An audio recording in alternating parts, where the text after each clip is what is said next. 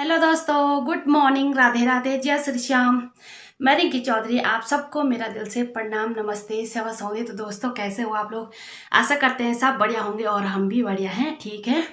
तो आइए, स्वागत है मेरे यूट्यूब चैनल रिंकी भरत चौधरी में। अपनी ब्लॉगिंग की शुरुआत कर रही मैं 10 बजे से और मैं जिला चमोली, नागनाथ, पोखरी, ग्राम गन्याला से हूँ। हाल निवास मेरा वेल्ली देवधार। अपनी ब्लॉगिंग की शुरुआत कर रही मैं वेल्ली देवधार से। तो चलिए दोस्तों, आज फिर एक नई ब्लॉग की शुरुआत कर रही मैं। तो आज फिर मैं जा रही हूँ थाला थाला बेड। देवता नाच रहे हैं, पांडव देव नाच रहे हैं, पांडव नृत्य हो रहा है वहाँ।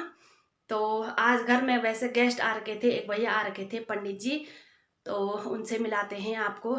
तो मैं जा रही हूँ थाला देवताओं को देखने, नृत्य देखने। परंतु मेरे मन में एक विचार आ रहा था बहुत दिनों से कि पांडव देवता नाच रहे हैं, नृत्य करवा रहे हैं, कि इसका मतलब क्या है, क्यों नचाते हैं, क्यों इनका नृत्य करते हैं लोग, और क्या इनको ये करने से क्या प्राप्त होता है।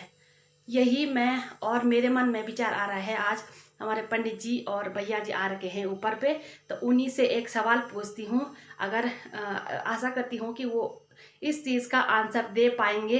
तो चलिए उनसे मिलाते हैं हम आपको। भैया लोगों को तो चाय पिला दी मैंने, तो उनके साथ थोड़ा क्वेश्चन आंसर हो जाए।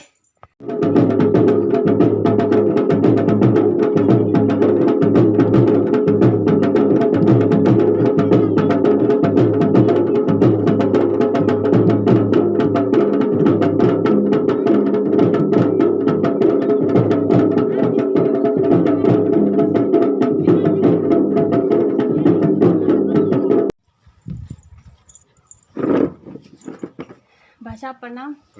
सबसे पहले तो आप ते बहुत बहुत धन्यवाद छो जो मेरे घर में आया आज। अरे नहीं, आज ये टाइम मिली तो हम भी एक है। इतना दूर बिटिन अबर बैंड माने ते गोर जी बिचिन तुम, अगर मैं दिल से तुम तो भेज मानी। नहीं बहन जी, ऐसी कोई बात नहीं है। देखो हम भी तभी आए भाई कि हम जान पहचाना छी ना आप लोग। तबे ते अच्छा, तो आज आप विचार मैंने पनोदिया कोनो छो भेजी मत जानो पनोदिया कोनो हां तैयारी पे कोनो छो।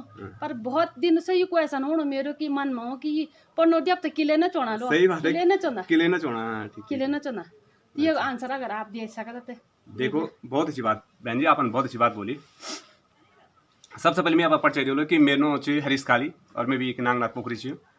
और बहन जी आपन देखो लो कि रिंकी भरत चौधरी का नाम से रील या वीडियो काफ़ी आने लगी रही और बहुत खुशी होती कि ये लोग भी भाई अग्ने बढ़ना चाहिए ना।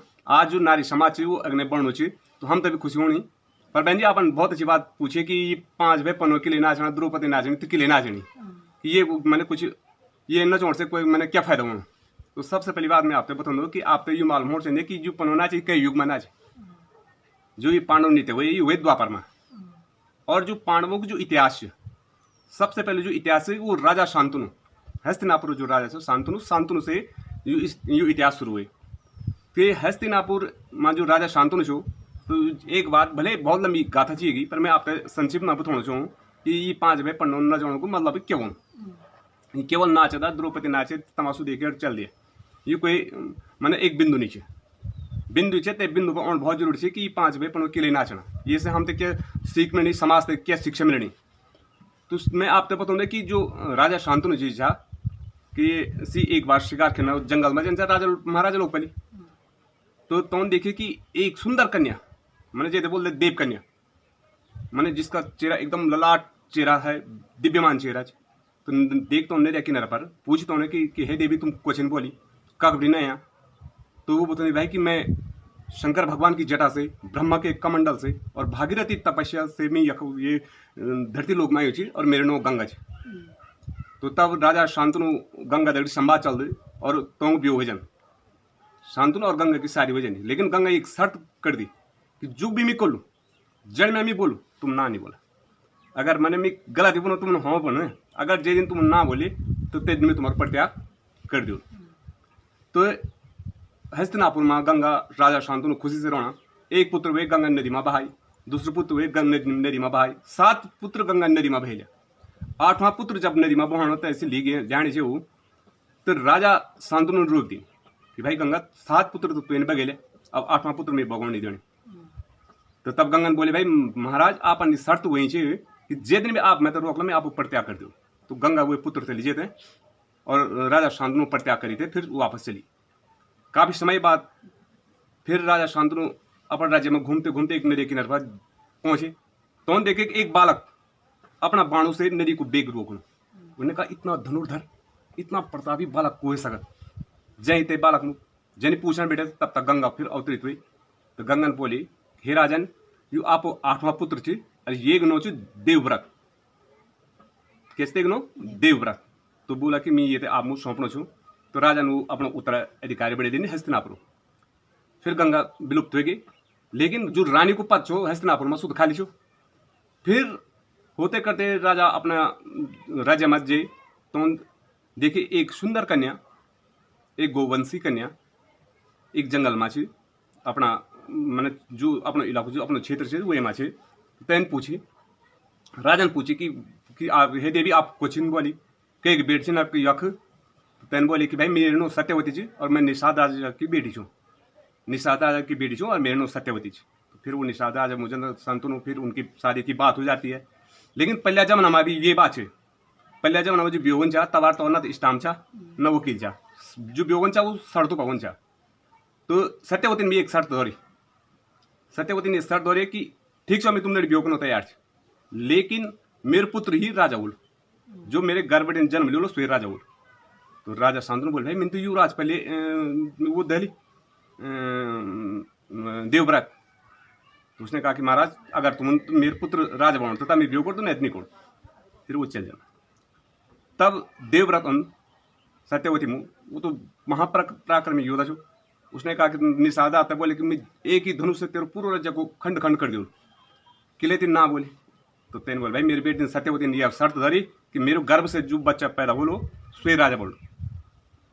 तब देवव्रतन एक प्रतिज्ञा करी छे कि भाई सूर्य चंद्रमा हैं देवी देवता सर सब मद्देनजर धोरी। तो तेन एक प्रतिज्ञा करी छे कि आज के बाद में हमेशा कुंवारो रोलू और हस्तिनापुर की रक्षा करो। तो वे दृढ़ प्रतिज्ञा से जो देवव्रतन जो प्रतिज्ञा करे तो जो भीषण प्रतिज्ञा करे तब तेगनो पड़े भीष्म, वो बना भीष्म, एक स्तंभ महाभारत का खड़ा हो गया। फिर शांतनु के पुत्र हुए, शांतनु का द्विपुत्र वया जे गुनो चो चित्रांगद और विचित्रवीर। चित्रांगद भी छोटी अवस्था में खत्म होगी, राजा शांतनु भी खत्म होगी, विचित्रवीर बचे। फिर भीष्म क्या कर दे कि विचित्रवीर शादित है एक नरेश की अंबिका और अंबालिका तीनों को हरण कर दे। और कुछ समय बाद जो विचित्रवीर से वो भी खत्म हो जाए। और वे का बाद तब वो जो व्यास का आह्वान कर जो तो एक वरदानी पुत्र छो व्यास। तो व्यास से जो पैदा होने तो धृतराष्ट्र, पांडु और विदुर। अब ये 3 स्तंभ ये हुए और 4वां स्तंभ भीष्म। यह कबड्डी महाभारत शुरू हो जाए। तो महाभारत तो मेन लक्ष्य ही कि अगर जे घोर में शांति च माने धन पैसा है, नारी और राज्य, ये तीनों अगर आप लोगों सही ढंग से संभाल करी तो आप पांडव छी। और अगर ये 3 थोड़ा भी डिसबैलेंस हो गया तो वही महाभारत, वही कौरव छा और वही महाभारत। आपन भी देखो लो कि अगर घोर में कई घोर में देखो लो अगर 3 बार ना 3 बार, अगर छोटे बार बहुत सुंदर और बोनो भी बहुत अच्छी चीज, व्यवहार भी बहुत अच्छी, तो द्वि जेठानी के उनते विरुद्ध चल जाए वही महाभारत। अगर बड़ा बड़ा भाई ठीक ठाक पैसा चाहिए, अच्छा पैसा कमेलते ठीक ठाक धनवान चाहिए, तो पिछने का जो द्वी भेज ना वो तो विपक्ष में चल जाए, अरे ये तो पैसा बोलते हैं हम लड़ी उनके बोला। तो ये पैसा भी क्या महाभारत का कारण बन जाता है। और तीसरा है राज। अगर कोई राजा बन गया, कोई अधिकारी बन गया, तो बीच के दोनों उसके विपक्ष चले जाते हैं। तो जिन्होंने इन 3 चीज़ों पर मैंने नियंत्रण के लिए तो विकिपीडिया मैंने वो बच सकत, नहीं तो पूरा ये महाभारत। तो आप तो देखना मिलो कि 5 भाई पांडव जो खैर वो तो विराट राज्य की बीच बात होना जब तो बाण एक बड़ा डाला पर से अपना बाण लुके जाता जब से अज्ञातवास में रहता। तो ये तो बहुत लंबी कहानी जी। तो आप कई दिन बैठे तो फिर आप लोगों तो सुनोला। ठीक जी, ठीक है, धन्यवाद आपको।